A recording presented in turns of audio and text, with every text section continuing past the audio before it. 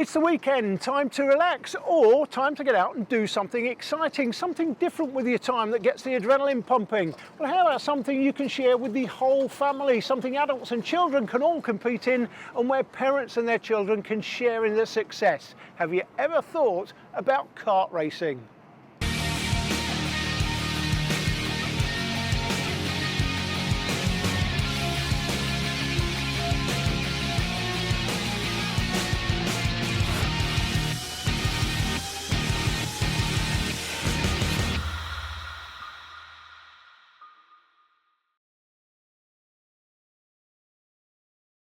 Now, whether you're 6 or 60, karting is a sport that spans the ages like no other, where adults can compete as well as children, either as competitors or as part of a team where mum and dad act as mechanics and in support roles for their child as the team driver, or even the other way round. Perhaps you've experienced indoor karting as part of a corporate or party event with your friends, found out you were pretty good, and are ready to move on to a machine capable of 70 to 140 miles per hour, 2 inches off the ground. Today's karts are high-spec, high-tech racing machines with full data logging capabilities in the form of an onboard GPS system, including a screen that shows you, as the driver, in real time your engine RPM, engine temperature, lap times including sector times, and a whole host of other data through sensors that allow you to map the circuit on a laptop after each session and replay your lap against other friends, drivers in your team, or other sessions to see where you have gained or lost time. There are karts for everyone who wants to race, starting at just 6 years of age with the Bambino class, and at Shennington recently I went through some of the more popular kart options with the Association of Racing Kart Schools Chief Instructor Gary Chapman. Gary, various karts on display we've got here today. Let's start off with some of the options people have got coming into the sport. Obviously at the youngest age group we've got the Bambino class, this kart here. Just tell us a little bit about this one. Bambino is for your 6 to 8 year olds. It's a great class which has some structured training for the drivers to get into the class, and during the training they're going to be taught throttle control, brake control and how to steer the kart, along with racing lines and all the stuff that will then set them in place ready for the whole of their racing career. Okay, and with this particular kart as well, I noticed this is a sort of, it looks like a typical Formula One old intermediate tyre. There's no slick tyres in Bambino, is there now? And the purpose for this is to teach them control. Well, it's a great all-weather tyre, so you can use it in the dry and the wet, and it doesn't quite give you quite so much grip in the dry conditions, which yes allows you to develop sort of controlling oversteers and a little bit of understeer and that type of thing. Okay, so that's 6 to 8 years of age. Once you get to 8 years of age, you're moving into the cadet classes, slick tyres, and a couple of options, 4-stroke and 2-stroke. This is the Honda 4-stroke. Honda 4-stroke, great economy class, race throughout the country, but it's a slightly more economical level than the 2-stroke that we're going to talk about here. They are identical, they use the same chassis, they use the same tyres, wet and dry tyres for the different conditions, and they are fantastic for developing the racing into more with sort of like slipstreaming and towing, as well as the original driver control that we had with the Bambino kart. Okay, so that's the 4-stroke, and then we've got the IARMI 2-stroke class. The MSA British Championship class. That's right. This one. This is really the premier cadet class, which the national and the British championships are held for, and this is the class that you're going to see your future Lewis Hamiltons and people like that. Okay, so from cadets then we move into the junior classes. This first one here, this is a direct drive kart, and for people new to the sport, just explain what that means. That means that the wheels are directly linked to the engine, so when the engine is working the wheels have to be going round. To get these started we have to actually pick the rear up, do a couple of paces and then slam it into the ground to get over the compression, and then to stop the engine at the end of the drive all you simply do is just put your foot on the brake, no switches or anything to turn the engine off.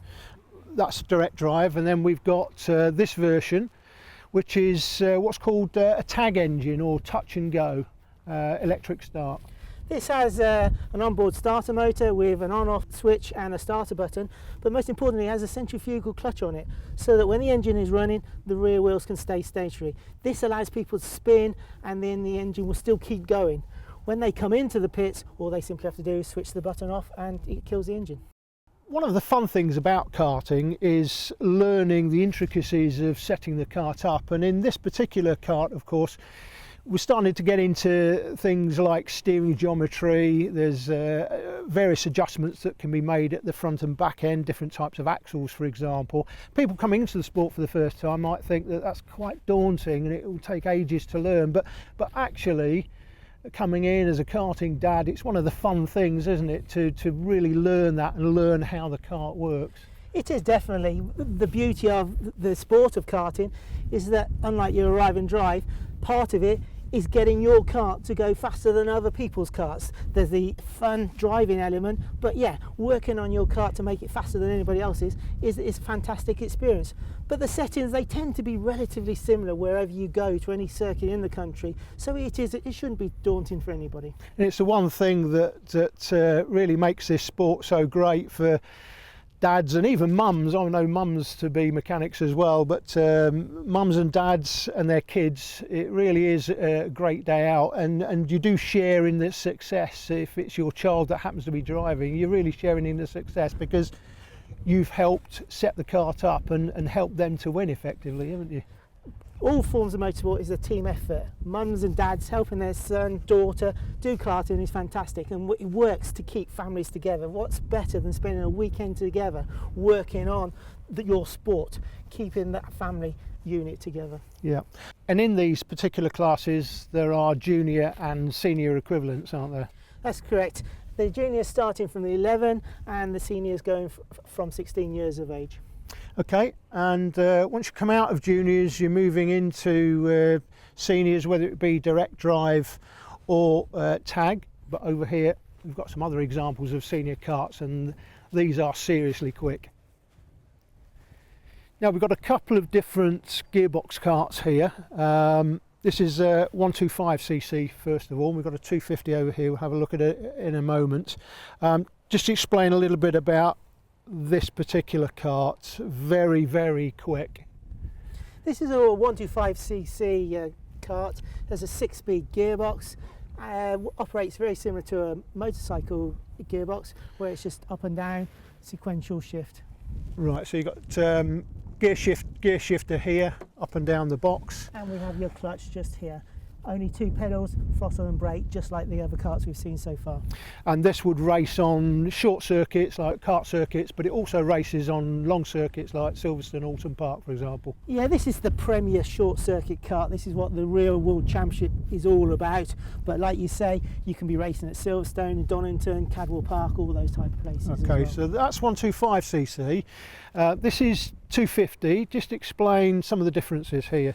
This is a single piston engine, mainly used on the short circuits, what we would know as kart circuits, and then we have the twin engine ones which are used with your long circuit racing, your Doningtons, your Cadwell Parks, those type of tracks. And of course, with both of these karts, different from the karts we were looking at before, front wheel braking as well. Yeah, fantastic. 4-wheel braking, they can stop on a sixpence, but you need that with so much power. So I guess, Gary, the question really is for anybody coming into the sport for the first time, what's the advice? What class do they go for? The most important thing is that you go to the local circuit so you can see what is being raced at that circuit. There's no point in driving around by yourself. You want to be in a class with 20, 30 drivers. That way you've always got somebody to race against. Karting is kart racing, not driving around by yourself. There are some other classes for juniors and seniors. They're all described in the Want to Start Karting brochure. If you want to find your local kart club and circuit, then check out the Association of British Kart Clubs website at abkc.org.uk. Karting has the ability to transcend other sports where skill combines with mental strength and adrenaline. It's a character-building sport that teaches discipline, self-control and belief, and helps you understand the value of working within a team, whether that's as part of a professional setup or a family team where everyone in the family has a role to play. The sport has a value beyond the competition itself, and at the Autosport show recently, I caught up with a karting mum and her son who told me about how the sport has helped to shape their relationship. The relationship that we have with Alex has progressed over the years since he started karting. We've become a very close family. We travel all over the country, and we're always together, travelling up and down the motorways to get to circuits. And once we get to the circuit, I'm there really to make sure that Alex gets up at the right time and get his dad up at the right time as well to get out onto the track, and be sure there that Alex, he eats the right things and he's on time for driver's briefing, etc. And then it's just amazing to watch the relationship that Alex has with his dad. That's special. The two of them, they get into the nitty-gritty of the performance of the kart and so forth before, during and after a race. And the two of them have really gelled together, and it's lovely to see that. And I'm just so pleased that we've got this family time together. Alex has developed in confidence so much over the last 2 years in particular, and the support that he's got from everybody. But we're just happy as a family, and we have our moments throughout the year whenever maybe certain races don't go just to plan, and I'm there to pick up the pieces and have the tissues on hand. That's for me, not for Alex. And then there's the times when we celebrate the successes as well, and it's a special time. Since I've started racing, like my relationship with my mum and dad has grew bigger, just through the ups and downs in karting, and as we're from Cornwall, like travelling the distances, we've had lots of laughs on the way up on the motorway, and it's like I've got to know them better, like know I'm family with them and everything, but it's almost like we're better friends than we were when we weren't doing it. A typical race weekend can start with a practice day on the Saturday where you get plenty of sessions to test your kart's performance, in particular how your kart is geared for the circuit, which can be changed using different size rear sprockets. There are other changeable items such as tyre pressures of course, caster camber and toe settings of the front wheels, which is typically carried out in the modern era with the use of a laser device as seen here. There are different types of axles, they come in soft, medium and hard versions, and a whole host of other things. Part of the fun of the sport is learning about these things as you go, but don't worry, there is always plenty of advice available to help you out when you're new to the sport. That's when the engine chucks, and then we need to lean the carburettor off to give you more revs at the top end, which makes you quicker down the straight. Race day on a Sunday starts with a driver's briefing. The clerk of the course is the person in charge of the event and will run through a series of instructions with the drivers and answer any questions the drivers may have. We spoke to International Clerk of the Course Nigel Edwards about his role at a typical kart meeting. The role really of the clerk of the course is two things really. One is safety and one is carrying out the judicial matters on track. So obviously it's important that all our drivers are kept safe and we work in a safe environment on track, but also to carry out the rules and regulations that we have to work to. So that usually involves incidents on the track, trying to sort those out. The whole day though actually begins, and I think it's very important that the clerks need to set their stall out by having a driver's briefing. And I think at the driver's briefing what we do is we make it very clear on some very specifics. That could be for each track or each venue or each event that we run, but generally to make it crystal clear to the driver what those important key features are about that particular meeting. I feel that once you've actually done that, you've actually got a little bit of trust in the drivers that you're working with, and that to me always works very well. Obviously to be polite, courteous is always a good thing, and sometimes it's difficult to make that interaction with the drivers at times, but to me a very important part of the day, safety, judicial, and getting the ear of the driver. So that's where we start from. Then generally as the day unfolds we go through usually heats or pre-finals, which is a precursor to the main events. What we're looking for is a safety aspect, so we want to make sure that we're running the circuit in a safe manner. If there are incidents we deal with them in a professional and proper manner so that we look after the driver. And then what we actually do then at the end of that is if there are judicial, so if there's been an incident on the track, the clerk with his observers or the other clerks, we're fortunate at Trent and a lot of other clubs now as well do have cameras either on board the karts or off circuit, which I know there's an expense to that, but I think in the modern world and the modern karting that we're in, I think that is a big help to the drivers. The drivers like to think that they're getting a fair deal. And I think that is the right thing to do. So we would make these judgments on that, and then we'd carry out penalties if they were needed. So at the end of the day, we can get a nice fair balance of a winning driver winning in a fair and professional manner. At the start of a race day, you will take your kart through a scrutineering process where qualified MSA scrutineers will ensure as far as possible that your kart and clothing comply with basic safety requirements, although ultimately it is your responsibility to ensure your equipment is always safe to race once the meeting is underway. Each kart must have a transponder fitted so the timing system can register your laps, including sector and lap times. You can either buy your own or hire one from the local organising club for a fee. Once that's done, it's off to a short 3-lap morning practice so you can check that your kart is working correctly before the racing starts. Before you're released onto the circuit, karts are formed up on what's called the dummy grid, situated just off the circuit itself with direct access to it. The karts are released by the dummy grid marshal onto the circuit for a formation lap, where you stay in formation at a controlled pace prior to the start of the race, usually by a rolling start, but it can be a standing start for gearbox and some other classes at certain events. As you approach the start line, the lights will be red. Once the starter is happy, he will turn off the lights and the race will get underway. A race meeting may be made up of either a timed qualifying session followed by heats where you start in the position on the grid that you qualified, followed by a pre-final, the grid for which is based on your performance in those heats, and then a grand final where your grid position is determined by where you finished the pre-final. Alternatively, many clubs operate a system whereby you take part typically in 3 heats with starting positions towards the front, the middle and back of the grid. If you're a novice, for your first 5 races you will always start at the back of the grid for the heats, but you score points in each heat which determine where you start the all-important final race of the day. So even as a novice, if you are amazingly talented, you could still end up on pole for the final, which is where the trophies are earned. Once the checkered flag is waved, the drivers slow down and drive off the circuit into Parc Ferme, where your kart may be weighed to ensure you meet the minimum weight requirement for your class, and a highly qualified scrutineer may check your equipment to ensure it complies with the regulations. Results are posted on the official notice board so you can check where you finish compared to other drivers, and then it's off to the trophy presentation.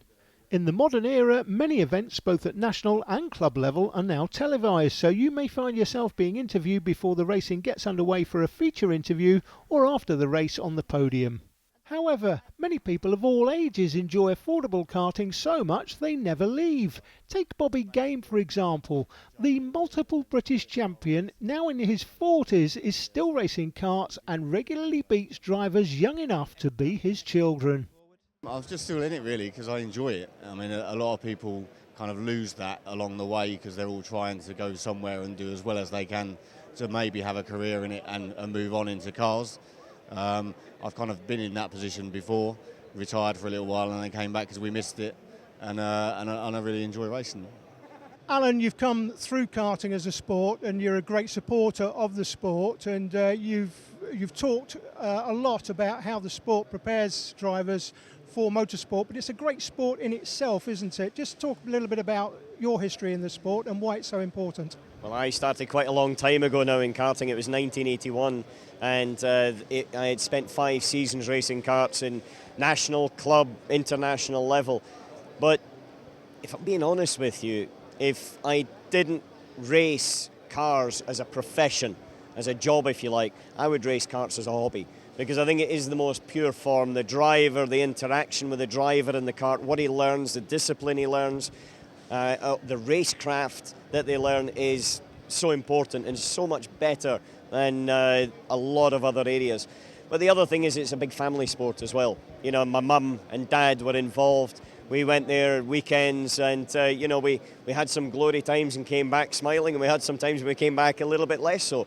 But that was all just part of the big fabric of it. And I have to say, some of the best races of my career and biggest wins of my career were actually in karting. I started back in 2002, built my way up through British karting, through Super 1.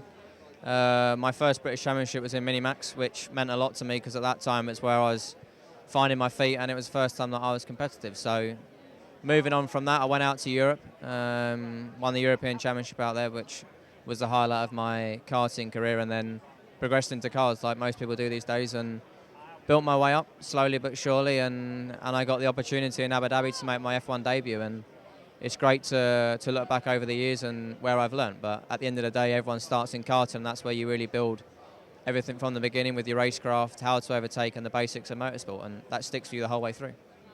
Arguably, nobody more than Lewis Hamilton has helped to raise the profile of karting with his constant references to how the sport helped him on his way to worldwide recognition and success in Formula One. In fact, the vast majority of professional drivers started by racing in karts as cadets and juniors, and somewhere racing in UK karting today, there are cadet and junior drivers who will be future F1 stars. Karts have changed massively since the early days of the sport and now look like mini racing cars with bodywork and onboard data logging technology. But what happens when you're unfortunate enough to crash at your local club meeting? Well, every club will have a kart trader with lots of specific and generic parts designed to keep you racing, so you don't have to carry every spare you need. They'll also provide advice and support during race meetings. Many are members of the BKIA, the British Kart Industry Association, and at Houghton Park recently I spoke to the local trader there, Dave Wilson. You can come along to a kart trade at the circuit and ask for an axle or a steering component, something like that, and they'll have them there for you, which means that obviously you don't have to stock up on a lot of spares, costly spares maybe that you would never use. So when you need something, you can go across to them, and generally speaking, they'll have them, keep you going, finish the race meeting off for you. There are, of course, a whole host of online traders and trade magazines carrying a number of adverts for everything from a nut or bolt to whole karts, both new and used. Your next step is to go to your local club meeting. Have a look at the ABKC website to find out where your local club is. Give them a call and ask when the next club meeting is being held. Pop along, preferably on the Saturday practice day when most people have got a little bit more time on their hands. Walk around the paddock and ask some questions. So how do you go about getting an MSA kart race licence? Well, you can take a course at one of the professional ARC schools, all of which are listed on the arcs.co.uk website. You will need to get an ARCS pack which contains application forms, books and a DVD giving you all of the information you will need to pass your test. Find an ARC school and examiner local to you, then arrange for a suitable day to take your test. Fill in the application form before you go and remember to take a passport photo with you. You will be shown a shortened version of the DVD in the pack before taking a driving test on track using your own kart and equipment, or equipment the school can provide. Then it's off to take your written exam. All of the questions are multiple choice and are covered in the pack. If by chance you do fail the test on the day, don't worry, you can resit the exam later. Kart clubs have a regular need for officials and marshals to help out and make sure the meetings are run professionally. If you're interested in helping out or training as a marshal, get in touch with your local club who can point you in the right direction for training and advice. Safety is paramount, and if you're unfortunate enough to be involved in an accident, qualified paramedics and ambulances are always on hand. Now that you've had the opportunity to watch this short film, I hope you'll take the chance to find out more and become part of the sport of karting, whether it's as a driver, mechanic, a karting mum or dad providing the all-important backup and support, a marshal or even just a spectator. I'm confident that once you give it a go, you'll absolutely love it. Well, that's all we've got time for now. I hope to be interviewing you on a podium for our broadcast television coverage sometime soon. Until then, it's goodbye for now and thanks for watching.